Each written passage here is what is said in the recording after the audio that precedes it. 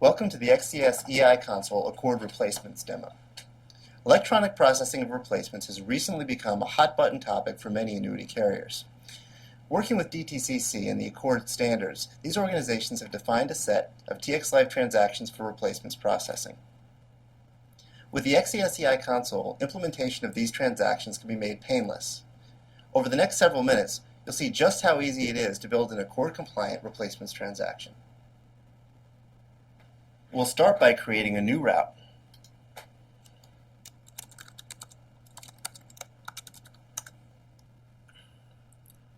Now we'll double-click our newly created route to bring up the main route grid. Here we'll add one source of the replacements information and one target. We'll begin our interface configuration with the listener, where we'll choose to use a directory listener to pull in a directory every 10 seconds for an inbound tab-delimited file.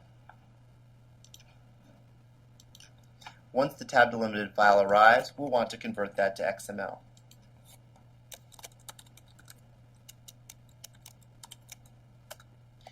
We'll do this in our source transformation using the delimited and fixed width file transformation module.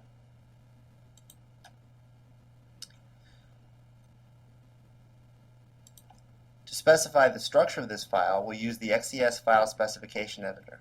In this case, we'll import field names from our tab-delimited file. When prompted, I'll load the sample. The structure of the file will be depicted on the left. The sample file will appear in the 2XML preview panel. I can execute the transformation to XML and review the results.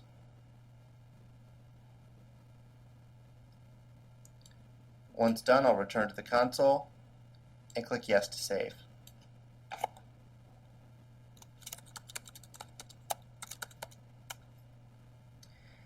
Now our tab-delimited file can have more than one replacement within it.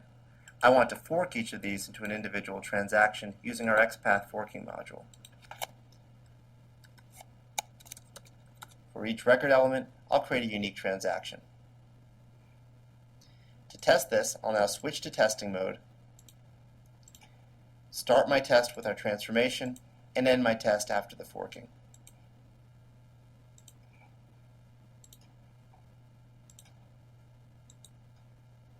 I'll provide the sample data. That will be originally converted into a single XML stream, forked, and then converted into two individual transactions. I'll save one aside.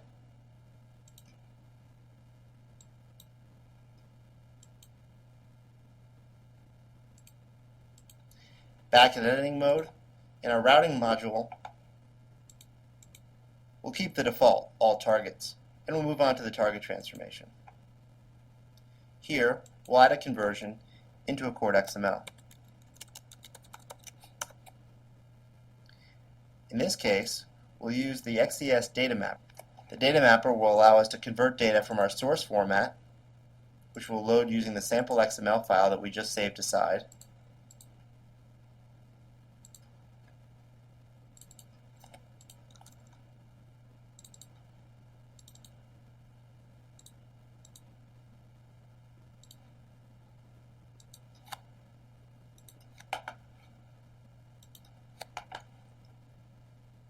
and we'll be mapping onto ACORD, which we'll load using the ACORD Life Schema Release format builder.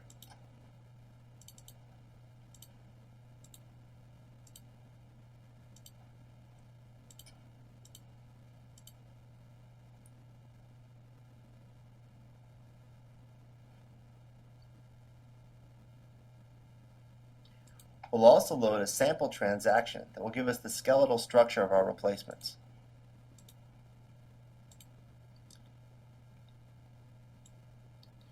Using this sample, we can pre-fill the center panel of our mapping.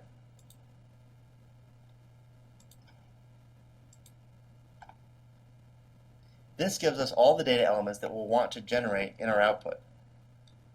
However, if we were to run the transformation now, it would be populated just with static entries. What we'll want to do is replace this with dynamic mappings from our source data. we'll generate a transref GUID from the current date and time. The palette above the mapper can be used to do these types of generic data manipulations.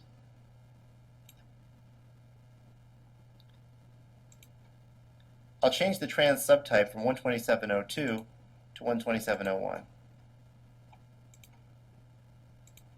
And I'll continue to move through the mapping,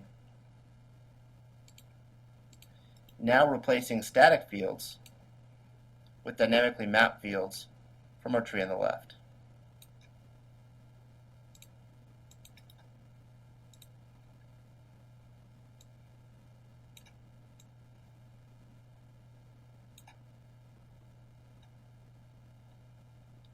Some fields, like the arrangement type, will require us to do a mapping between one set of code values and the ACORD code values.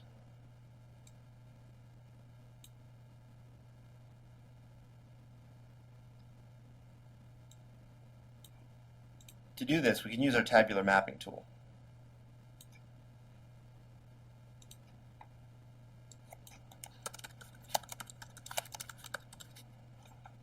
Here we'll see that the target values are pre-filled with allowable ACORD values.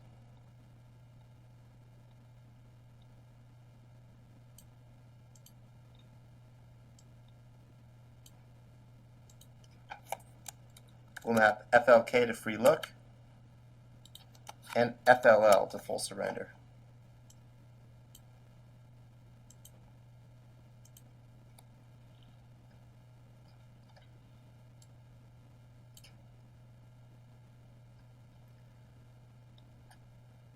We'll scroll down and we'll begin to map information into the source policy. We'll map policy number to pol number, leave line of business as is. We'll map source carrier ID to carrier code.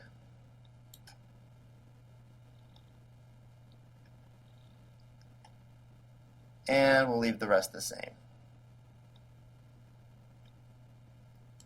Now down in the party section, we'll input information about the applicant.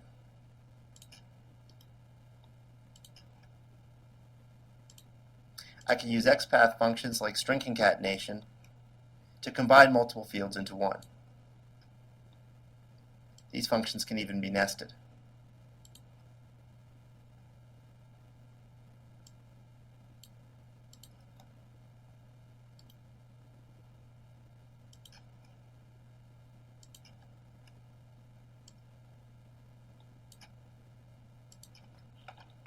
Here we'll use first name, middle name, and last name from our source to populate the full name element in our result.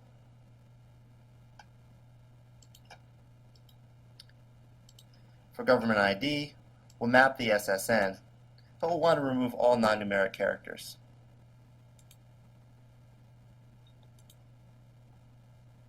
We can use the filter non-numeric tool to accomplish that.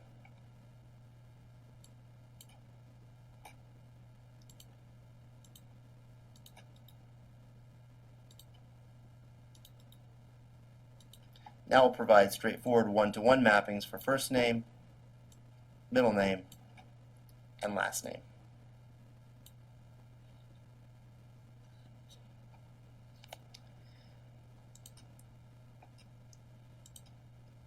The next party is our first carrier, our source carrier. We'll map source carrier to full name, source carrier DTCC ID to DTCC member code,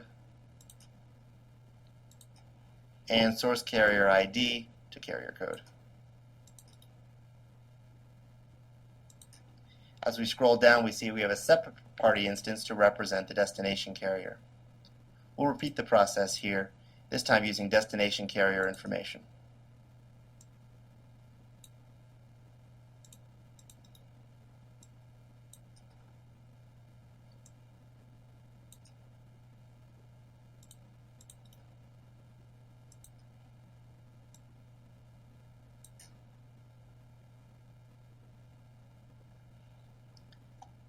And that's it. We can now save our mapping.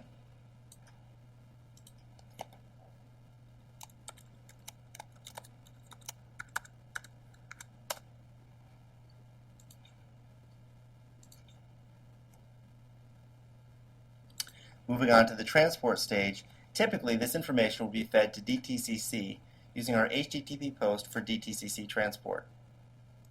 However, for the purposes of demonstration, we'll just use a simple directory drop. We'll drop the file in an output directory, giving the file the name ACORD 12701 and the extension of XML. We can finish our interface by providing source system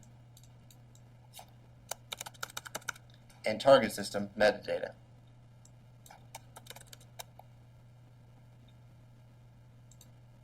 We can save our route, again return to testing mode, and now we can try to test this from end to end.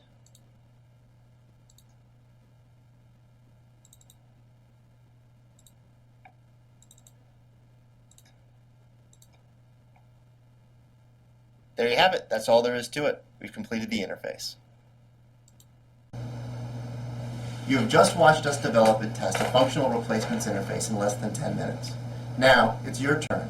If you haven't done so already, download your free evaluation copy of the XCS eiConsole today.